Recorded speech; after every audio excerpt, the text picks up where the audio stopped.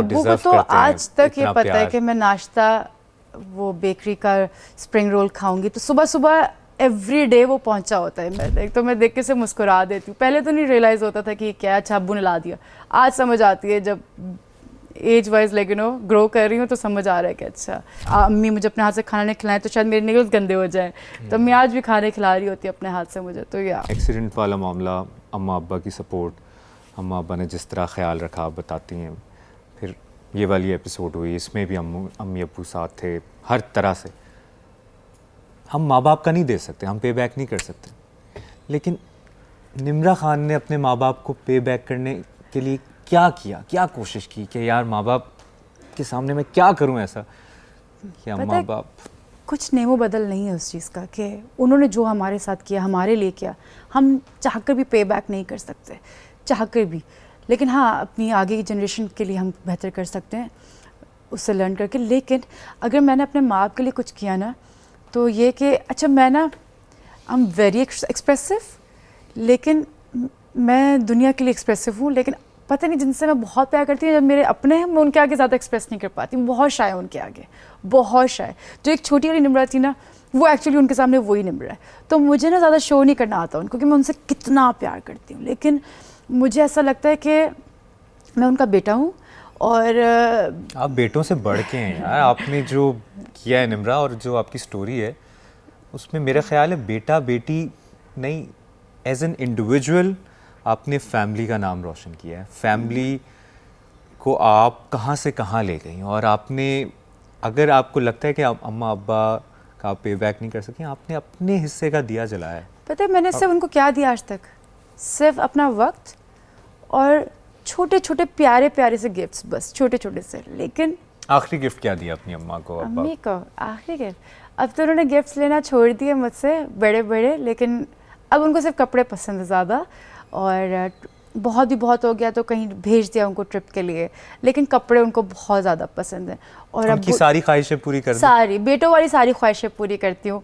जो अगर अम्मी का बेटा कोई बड़ा होता, तो मेरा भाई कोई बड़ा होता, तो अम्मी शायद उनसे कुछ मांगती कि बेटा ये ला दो। या अगर वो आज उतनी वो वैसी एनर्जेटिक होती तो शायद वो अपने लिए वो खुद ये करती। क्योंकि मैंने अम्मी को हमेशा से ना गोल्ड में सजा हुआ देखा है, बाल स्ट्रेट देखे हैं, डायमंड वाला फ़ोन हो गया, तो कुछ घड़ियाँ हो गई डायमंड। तो इस तरह ना मैंने अम्मी को आज कुछ नहीं देखती मैं अम्मी के ऊपर।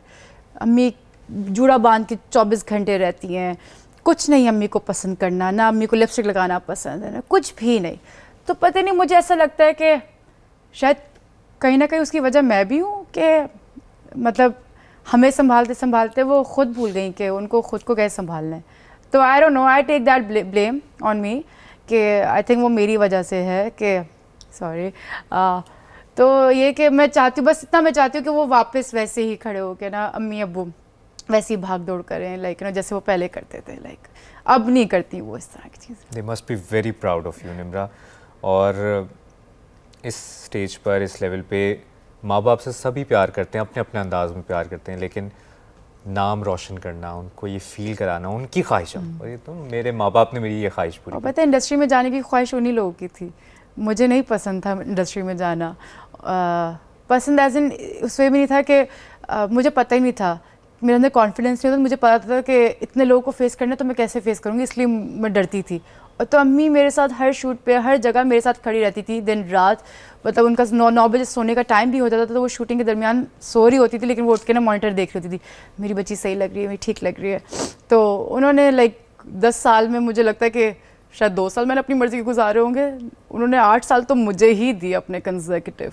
तो वो दोनों ही, अम्मा अब्बा दोनों, अरे अब्बू को तो आज तक ये पता है कि मैं नाश्ता वो बेकरी का स्प्रिंग रोल खाऊंगी तो सुबह सुबह एवरी डे वो पहुंचा होता है मेरे आज तक।